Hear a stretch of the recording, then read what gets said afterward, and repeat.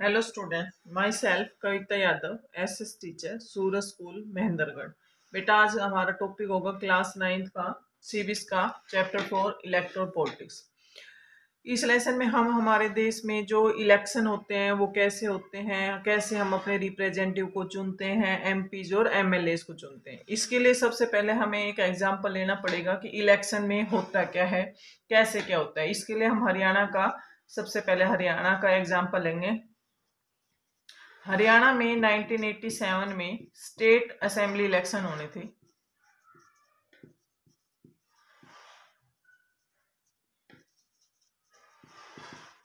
उस टाइम हरियाणा में Congress party rule कर रही थी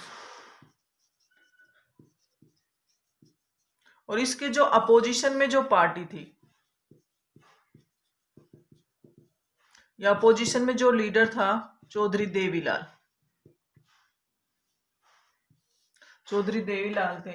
उन्होंने लेड ए मूवमेंट उन्होंने एक मूवमेंट को लेड किया था, न्याय युद्ध, NYAY, न्याय युद्ध। इनकी जो पार्टी का नाम था वो था लोकदल।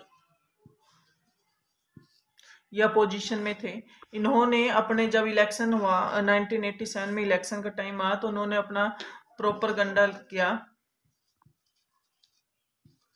लोगों को प्रॉमिस किया कि अगर मेरी पार्टी आई, अगर हरियाणा में मेरी जो लोकदल पार्टी आई तो मैं किसानों का 2 वेव लोन ऑफ फार्मर।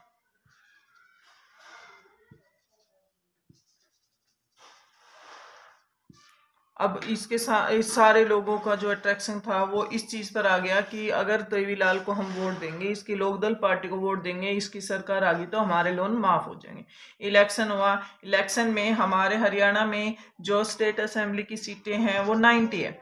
90 में से इसने चौधरी देवीलाल और इसके जो और जो पार्टीज थी, जो अलायंस पार्टी थी वो उनके साथ मिल गई थी, उन्होंने 76 सीट की।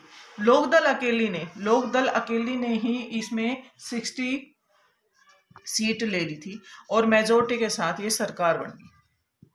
चौधरी देवीलाल जो है वो सीएम बन गए हरियाणा के और उन्होंने सबसे पहले जो किसानों का जो माफ था, जो उसने प्रोमिस किया था, जो लोन था वो माफ कर दिया। अब नेक्स्ट बार जब इलेक्शन हुआ तो ये जो लोकदल पार्टी थी वो हार गई थी और दोबारा कांग्रेस पार्टी आ गई थी। ये तो इलेक्शन के बारे में कि इलेक्शन होते क्या है। अब सबसे पहले अब हम ये पढ़ेंगे कि हमें इलेक्शन की जरूरत क्यों पड़ती है, ऐसा क्या करना है कि भारत में इलेक्शन की जरूरत पड़ती है डेमोक्रेसी कंट्री में, और वो कैसे होता है। अब हमारा जो अगला टॉपिक आएगा इसमें, वो तो लास्ट टॉपिक में हमने पढ़ा कि इलेक्शन कैसे होते हैं। अब why do we need election.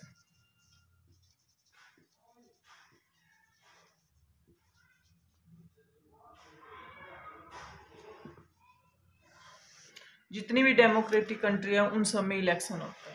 Election होता है, अगर इलेक्शन ना हो तो वो डेमोक्रेसी कंट्री में कैसे काम करे, कि भारत तो बहुत बड़ा देश है, अगर इलेक्शन ना हो लोगों को बस अब ये अधिकार मिल जाए कि वो अपने रिप्रेजेंटेटिव को चुने, तो ये कैसे हो सकता है। भारत तो बहुत बड़ा देश है, India is a large country. सभी लोग एक साथ बैठ के छोटे छोटे जो हमारे इश्यूज होते हैं उन पे अपना डिसीजन देना, उन पे डिबेट करना, अपना नेता को बनाना, फिर उनके सामने ये एक नई प्रॉब्लम कि किसको हम अपना रिप्रेजेंटेटिव बनाए। अगर एज के अकॉर्डिंग बनाएंगे तो जरूरी नहीं है जो एज के अकॉर्डिंग बना रहे हैं तो उसको सारी ही नॉलेज हो कि कैसे देश को चलाया जाए।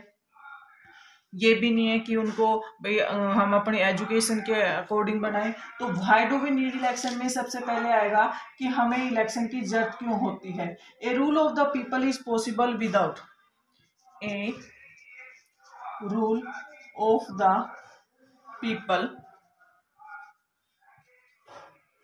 Without election in a rule of the people is possible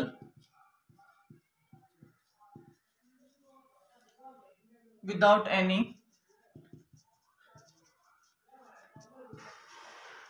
election. बगैर इलेक्शन के रूल करना लोगों के द्वारा ये एक इम्पॉसिबल, ये पॉसिबल हो ही नहीं सकता। ये भी नहीं हो सकता कि भारत जैसे बड़े देश में सभी लोग इकट्ठा बैठे एक साथ उसको रूल करे, एक साथ उसके जो डिस्कशन है डिबेट करे। इसलिए हमें इलेक्शन की जरूरत पड़ी है। अब जब इलेक्शन होता है तो लोगों के पास, जो पीपल होते हैं उनके पास चॉइस होती है।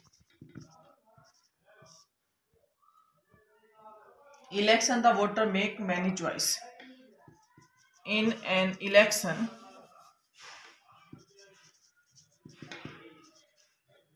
the voters make many choice। Election होता है तो वोटर के पास बहुत ज्यादा चॉइस होती है। सबसे पहली चॉइस कि they can choose who will make law for them. They can choose who will make law for them.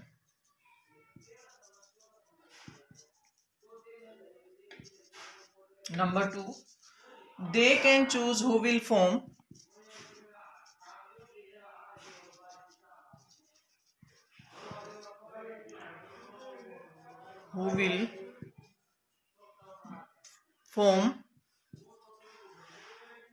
the government and take major decision।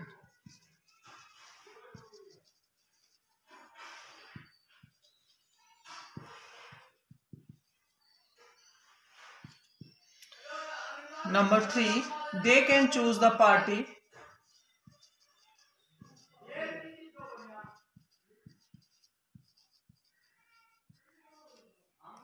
whose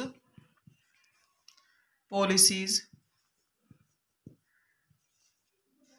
will guide the government।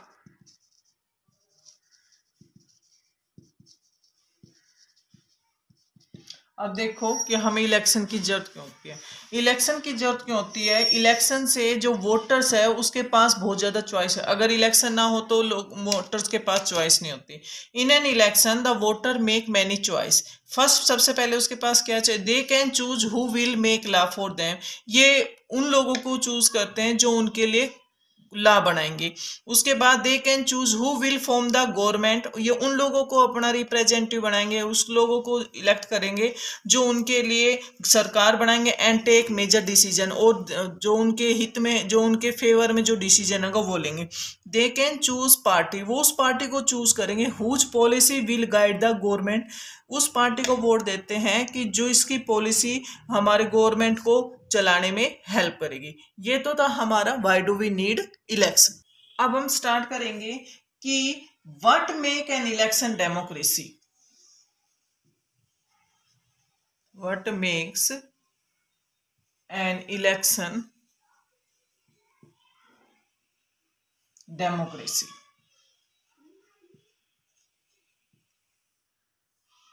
Democracy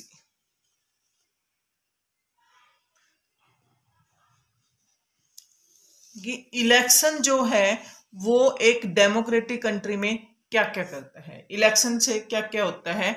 what make an election democracy, कि election जो है वो democratic country कैसे करता है।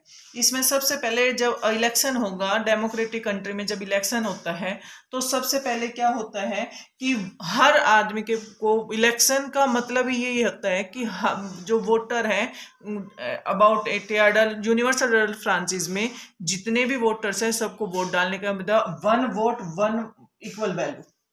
This means that first everyone should be able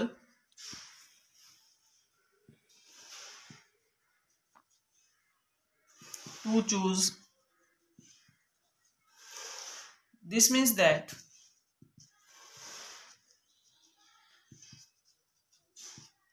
everyone should have one vote, should have one vote, and every vote should be equal value।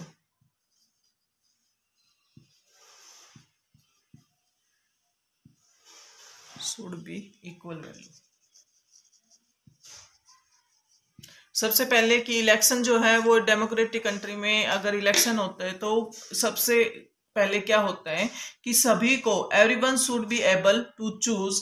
For this means that कि everyone should have one vote, सभी को vote डालने का अधिकार हो, और every vote should be equal value, सभी की वोट की इक्वल वैल्यू हो, चाहे वो रिच हो, चाहे पुअर हो, चाहे इलिटरेट हो, चाहे लिटरेट हो, सभी की जो वोट होगी उसकी इक्वल वैल्यू होगी। ये होता है डेमोक्रेसी कंट्री में अगर इलेक्शन होता है तो। Number 2, there should be something to choose from party and candidate should be free contest election. Candidate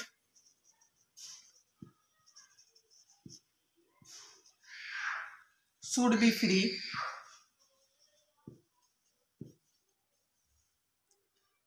to contest election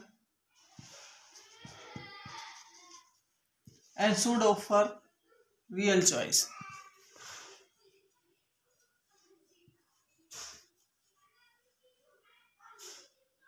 Real choice to the voter. Number 3, इसमें फ्री एंड फेयर इलेक्शन होते हैं।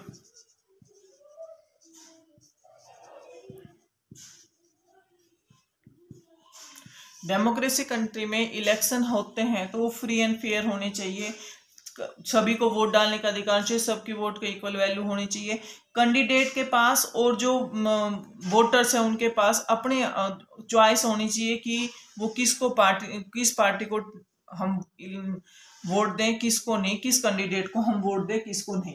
इसमें सबसे last में आएगा election should be conduct free and fair manners and had regular interval.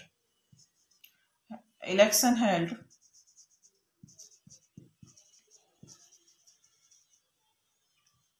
in regular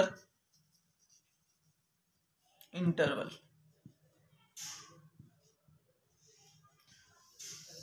it means कि democracy country में जो इलेक्शन है वो एक इंटरवल के बाद हमें एक रेगुलर इंटरवल के बाद, भारत में 5 ईयर में, इन इंडिया में 5 year, after 5 year election held in India every 5 year. इसमें ये होता है कि हर पार्टी को, कैंडिडेट को अपनी चॉइस, अगर इस बार हमने अगर गलत कैंडिडेट को वोट दे दिया तो हमारे पास चॉइस होती है, नेक्स्ट जब हमारे इनका पार्टी का टाइम खत्म होगा, दोबारा इलेक्शन होंगे तो हम अपनी पसंद के कैंडिडेट को दोबारा इलेक्शन में खड़ा वोट दे सके। I hope you will understand this topic very well. Thanks, have a nice day.